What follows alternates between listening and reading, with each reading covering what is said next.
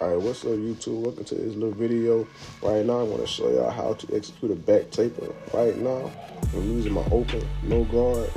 And right now I'm really just creating my guideline all the way up to more the 0.5 area is where I'm working at.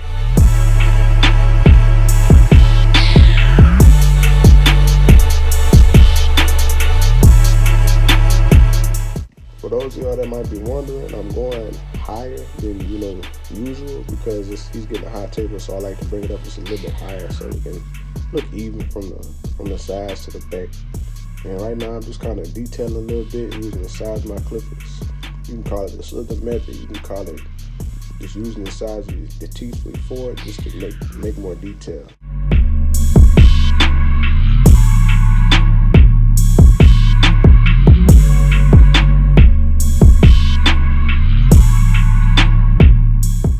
As you can see right here, I went on one level and I'm just working a little bit low, that open no guard, and just creating that distortion so I can get a real blurry lens.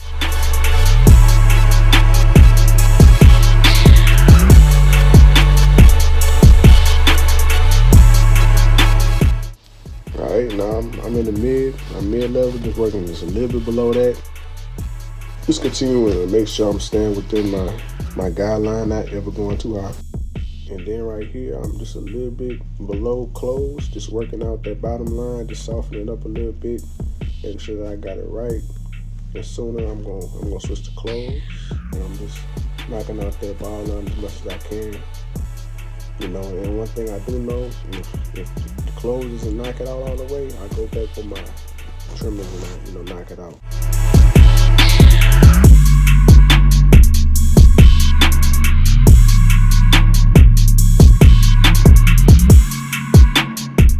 Right here, I'm just doing a slight detail work. I don't want to do too much, but it's just enough so I don't have too much to do for the next parts of the haircut. Right now, I'm doing a clip over comb.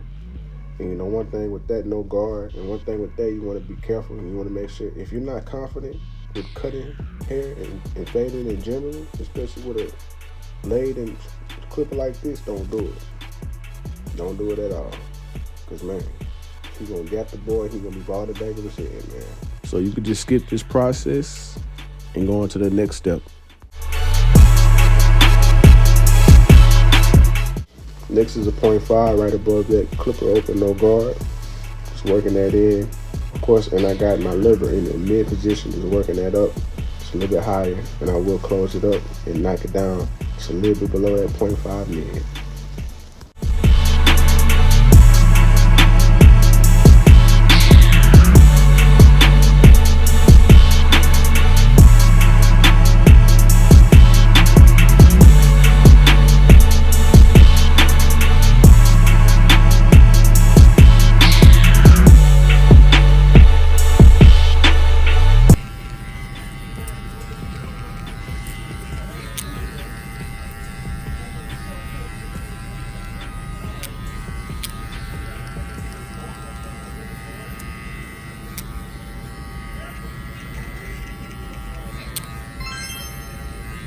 See, that's OG over there on the side here came in, giving me some more knowledge.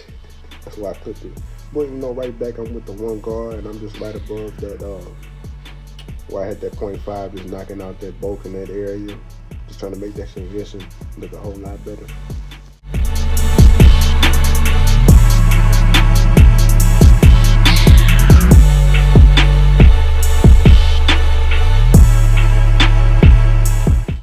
Next, I'm using a 1.5, and I'm going a little bit higher in the range. Just making sure I get the transition between that 1 and that 2 guard, just making sure that I make it free and flowing. And this is one thing that I see a lot of barbers that do not do it, and I've seen with myself. This is a very crucial step if you want to make that fade flow. If not, it's going to be just a hard line, and it ain't going to flow, man. This will set you apart too.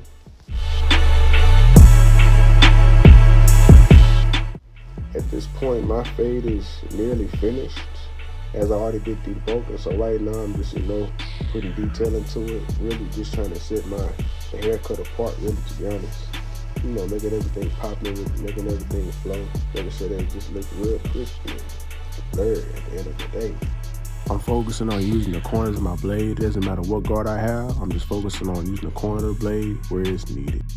Hey y'all, thank y'all for coming to enjoy this video. I did not get the finishing result of this, but this is how you complete a fade, and I promise y'all that fade was blurry.